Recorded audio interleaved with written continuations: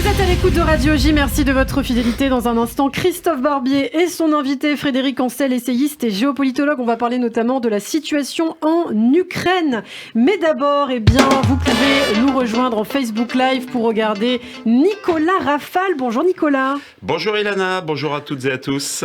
Petite forme ce matin-là. Non, pas du tout. Non, mais pas du tout. Qu'est-ce qui vous fait dire ça ? Ah non, pas du tout, mais vous êtes très beau Nicolas. Je me suis rarement senti en aussi mauvaise forme ce matin, c'est vrai, je ne sais pas ce qui se passe.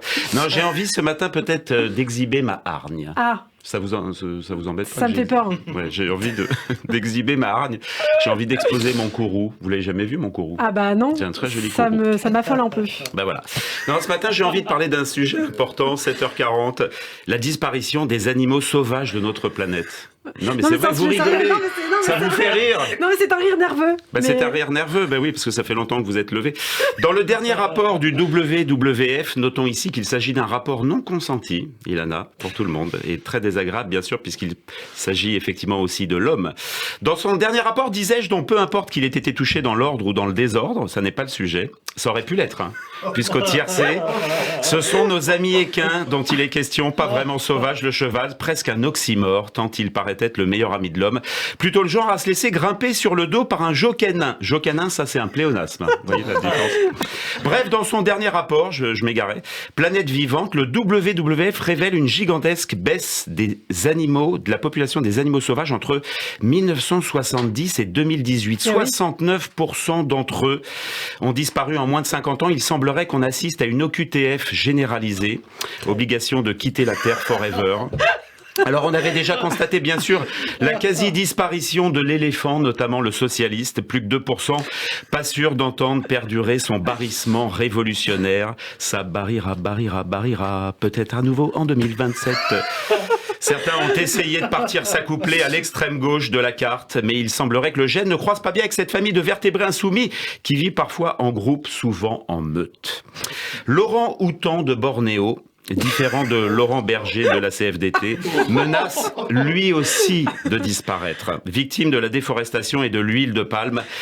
Mais il faut savoir ce qu'on veut. Est-ce qu'on veut des enfants maigres, rachitiques, déprimés, qui trempent avec tristesse leur cuillère dans une vulgaire confiote d'érel, mais avec la présence des facétieux singes de Bornéo, ou des enfants gras, gros, incultes, hyperactifs, gavés de lipides, ensucrés de fructose, farcis au Nutella, mais sans la présence de cette espèce de chimpanzé roux qui ne sert à rien qu'à se balancer de branche en branche et qui vit des allocations sociales au Pôle emploi de Bornéo. Est-ce que vous préférez, Ilana, avoir des Chinois qui chassent la corne du rhinocéros dans le but d'obtenir de magnifiques érections dans un pays qui de toute façon a tourné le dos à la politique nataliste depuis 40 ans, ou des Chinois qui bandent mou, mais avec ces animaux cornus qui ont l'élégance et la finesse d'un supporter aviné du RN aux soirs électifs? Ah, c'est un choix cornélien, je ne sais pas. Il faut choisir. Choisir, demandez c'est éliminer. Oh, lui demande pas. Je veux des rhinos. Alors, on choisit le chasseur Sologno ou l'éléphant de Sumatra? Je sais L'ancien roi d'Espagne, Juan Craignos Ier, le pied sur la tête du lion ou le lion sous la godasse royale? L'homme est bon parfois, mais la côte de bœuf est meilleure. Vous voyez, notons... Oui, elle est belle. Notons l'éradication totale, sans aller chercher loin, à côté de chez nous, du fillon sartois, dernier spécimen aperçu en 2017, ça remonte. Nos petits-enfants ne le verront plus, c'est dommage. Il avait un très beau pelage, costume 3 pièces, le bout des pattes rouges. J'espère qu'on pourra en examiner un jour au Muséum d'Histoire Naturelle. Qui imagine le fillon sartois comme ça, mis en examen à la vue de tous, ça peut être merveilleux. Qu'est-ce que j'ai d'autre? Je passe parce qu'il est déjà 7h43, mais ça y est, je commence à avoir l'habitude.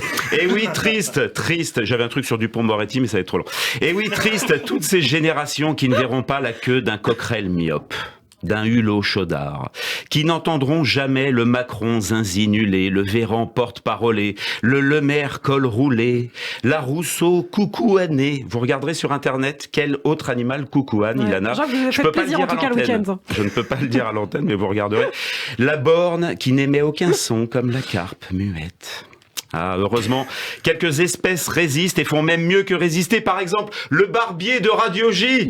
Oui, un petit oiseau charmant et sympathique et qui continue de siffler sur les ondes avec une collerette ostentatoire d'un rouge étincelant au niveau du poitrail et de la gorge. C'est pour attirer les députés et les politiques, même en zoom. Il y a aussi le Ilana d'Arménie, animal très matinal, qui se lève à 4h du mat, qui voit rarement la lumière du jour. C'est très nocturne, hein, le Ilana d'Arménie, sédentaire mais éminemment sympathique. Ça se nourrit d'une petite dépêche, d'un lancement, de l'infotrafic parfois. L'infotrafic. Vous imaginez en Colombie la personne qui lance l'infotrafic, ça doit être juste énorme. Et il y a également 7h45 le Rafale du Qatar, une sorte de faucon mais vrai gentil, espèce un peu déplumée sur le dessus qui a horreur de se lever tôt, surtout pour venir dire des idioties à la radio.